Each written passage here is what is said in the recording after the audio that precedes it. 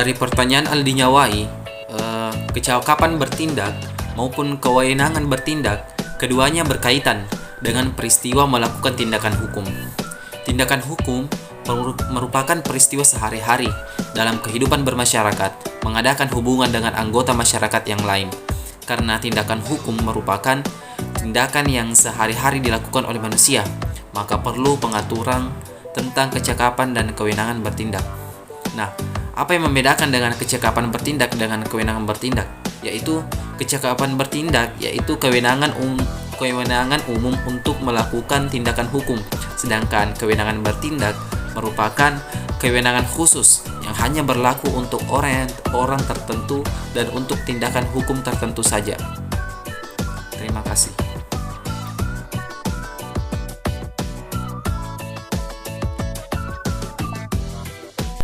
Terkait dengan pertanyaan Siskawati, menurut ketentuan pasal 1330 Burgerlich Wetboek, Kitab Undang-Undang Hukum Perdata, orang yang tidak cakap untuk membuat satu perjanjian adalah yang pertama, orang-orang yang belum dewasa. Orang-orang yang belum dewasa, minderjährig, menurut ketentuan pasal 330 ayat 1 Burgerlich Wetboek adalah mereka yang belum mencapai umur genap 21 tahun dan tidak lebih dahulu telah kawin.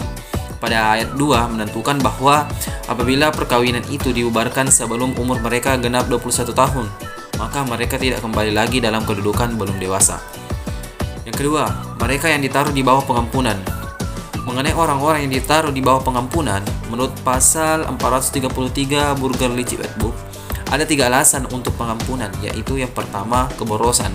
Yang kedua, lemah akal budinya, misalnya imbisil atau debisil. Yang ketiga, kekurangan daya berpikir. Terima kasih.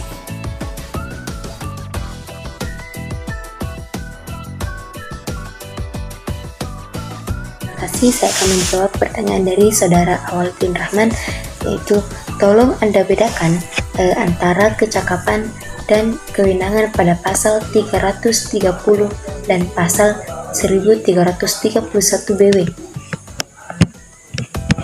Yang menjadi pokok pembicaraan adalah pasal 330 dan pasal 1331 BW. Pasal 330 BW dipilih karena pasal tersebut yang mengatur tentang usia dewasa atau kedewasaan berkaitan dengan masalah kecakapan bertindak dan secara tidak langsung juga berkaitan dengan masalah kewenangan bertindak. Padahal ketentuan usia dewasa sebagaimana diatur dalam pasal tersebut sudah tidak sesuai dengan perkembangan zaman. Kecakapan bertindak adalah kewenangan umum untuk melakukan tindakan hukum. Kecakapan bertindak pada umumnya dan pada asasnya berlaku bagi semua orang setelah manusia dinyatakan mempunyai kewenangan hukum, maka kepada mereka diberikan kewenangan untuk melaksanakan hak dan kewajibannya. Untuk itu diberikan kecakapan bertindak. Dari ketentuan pasal 1329 BW, doktrin menyimpulkan bahwa semua orang pada asasnya cakap untuk bertindak kecuali undang-undang menentukan lain. Kewenangan bertindak merupakan kewenangan khusus yang hanya berlaku untuk orang tertentu dan untuk tindakan hukum tertentu saja. Kewenangan bertindak diberikan dengan mengingat akan tindakan untuk mana diberikan kewenangan bertindak, sehingga tidak ada ketentuan umum tentang kewenangan bertindak. Karena tindakan hukum menimbulkan akibat hukum yang mengikat si pelaku yang bisa membawa akibat yang sangat besar, maka kepada mereka yang mengaitkan lembaga hukum kecakapan bertindak dengan umur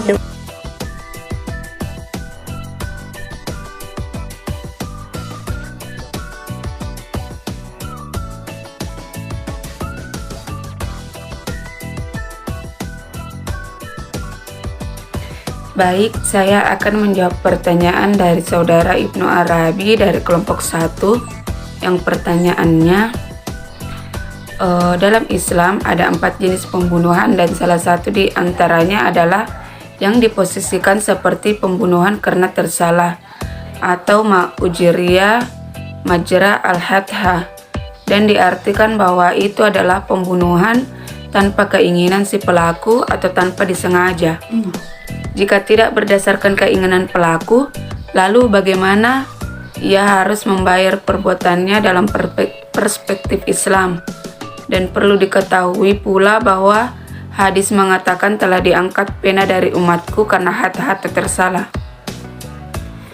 Jadi jawabannya, adapun pembunuhan yang diposisikan seperti pembunuhan karena tersalah, maka itu merupakan bagian dari pembunuhan karena tersalah.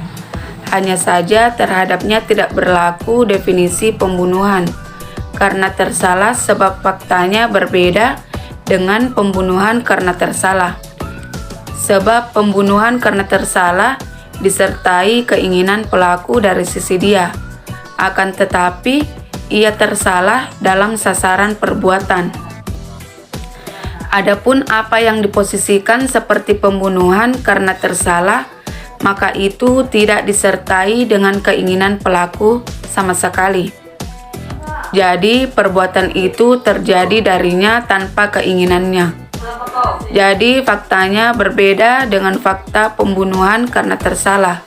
Hal itu seperti orang yang sedang tidur, dia berbalik menimpa seseorang dan membunuhnya, atau orang yang menimpanya dari ketinggian dan membunuhnya, atau ia terkena musibah lalu dia jatuh menimpa seseorang dan membunuhnya.